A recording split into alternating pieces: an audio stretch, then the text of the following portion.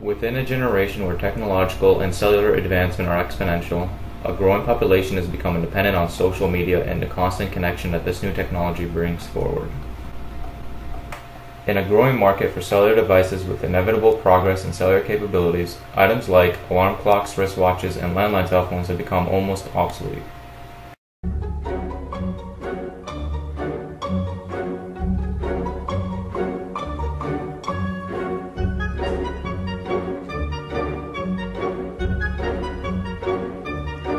Really?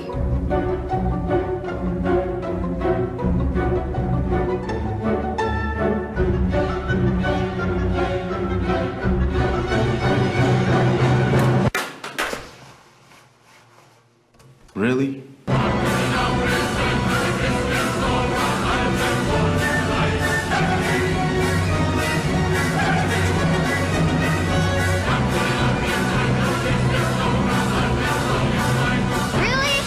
Really?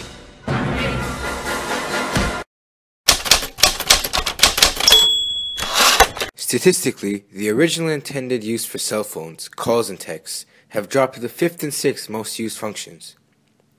Within 3 months in 2013, Canadians sent out over 23 billion texts, which is approximately 250 million texts per day. Today, more than 27 million out of 35 million Canadians own a cell phone or a wireless device. The total number of active registered Twitter users is 645 million across the globe, yet 40% of these users admit to only watching the tweets of others. The average number of tweets per day is 58 million. The fastest growing demographic on Twitter is the 55 to 64-year-old age bracket. Google.com processes 12.9 billion searches per month. How much time do you spend on your phone per day? In the last couple years, cell phone dependency levels and social media users have grown immensely. With a diagnosable phobia and a population more disconnected from human contact than ever before, we are left with a society that maintains an illusion of human interaction while being almost completely reliant on mobile connectivity. Technology. Simpler, hopeful, optimistic, ever young.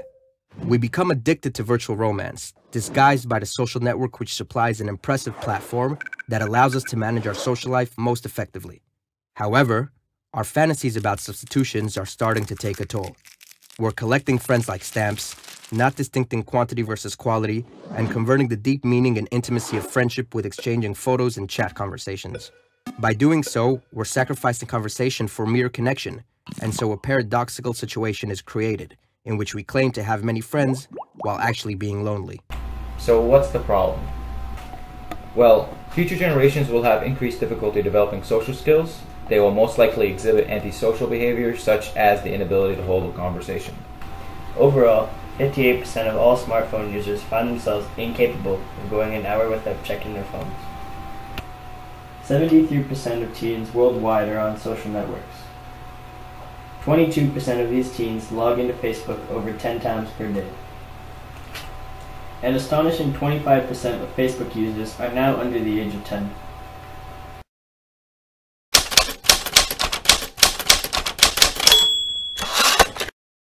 To conclude, this constant presence of social media and cellular connection have caused the generation to rely on the manifestations of artificial conversation created by Twitter and Facebook, while creating a desired persona through deletion of incriminating posts and editing of personal information seen by others.